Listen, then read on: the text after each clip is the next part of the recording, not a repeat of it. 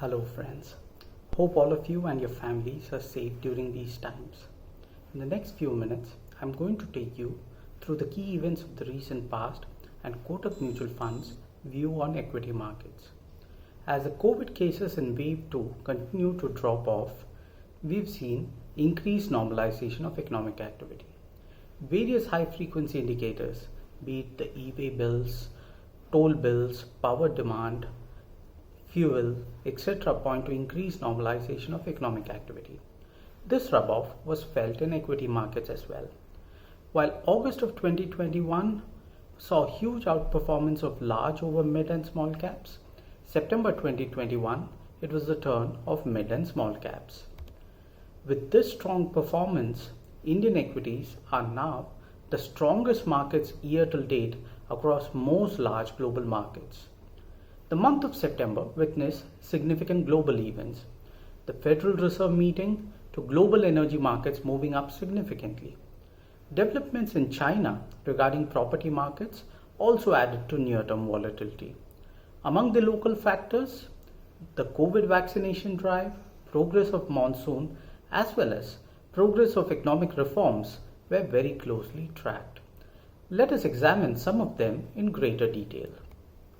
First, the global factors. The Federal Reserve meeting sprung few surprises as the Fed took on note the stronger than expected inflation levels along with improving economic strength in the United States.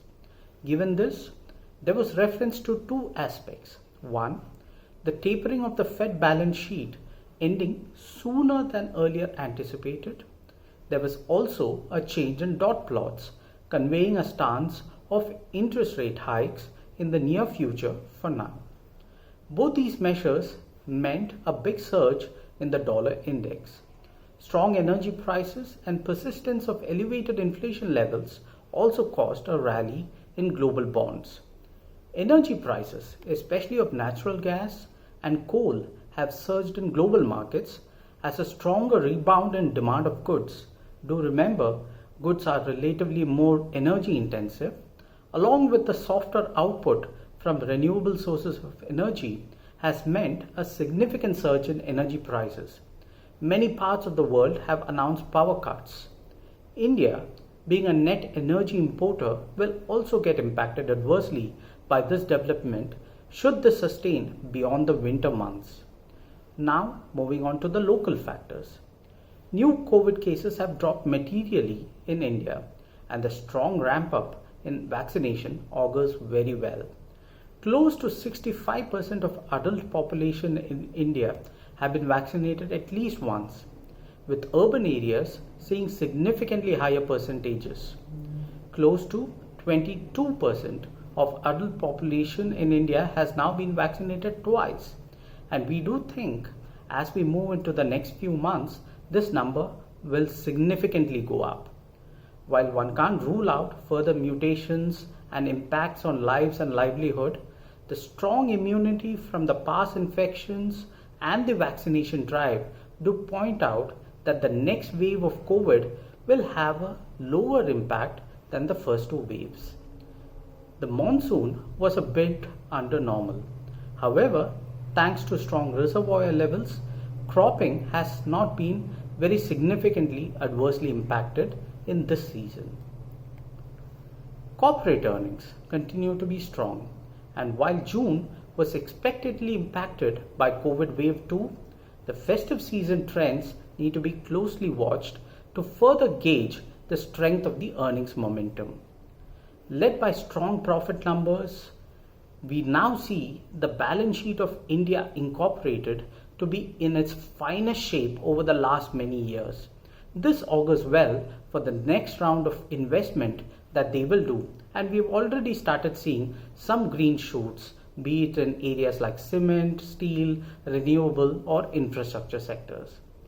On the reform front, news flow has been broadly positive as well, be it on potential inclusion of India in the global bond indices or the government hinting that they will continue with strategic divestments in few companies this year, along with a strong infrastructure pipeline, augurs quite well for sentiment.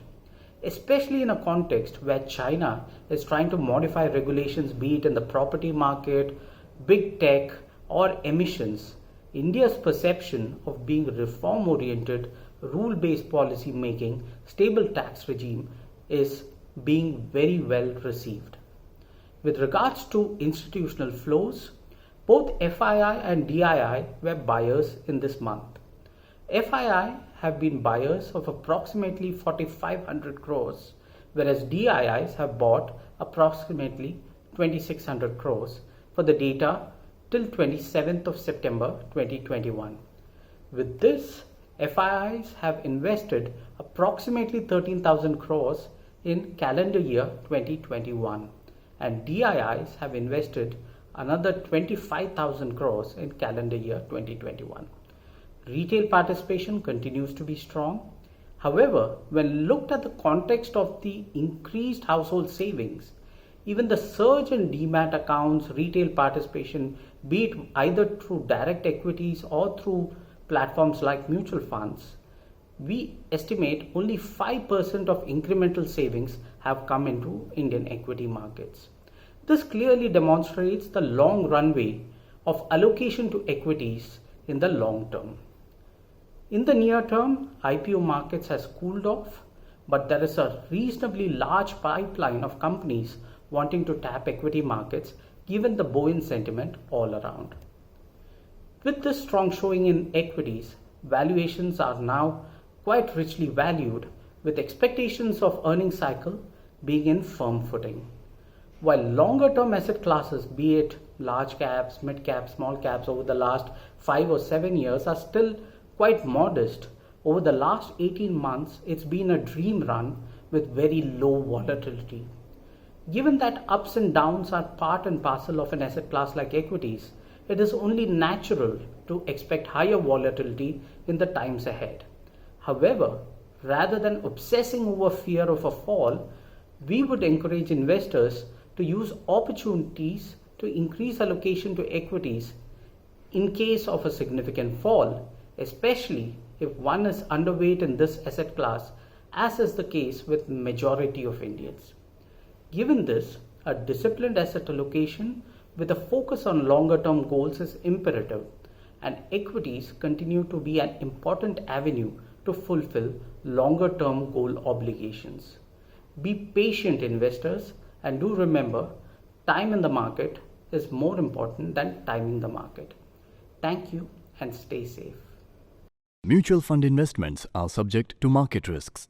Read all scheme-related documents carefully.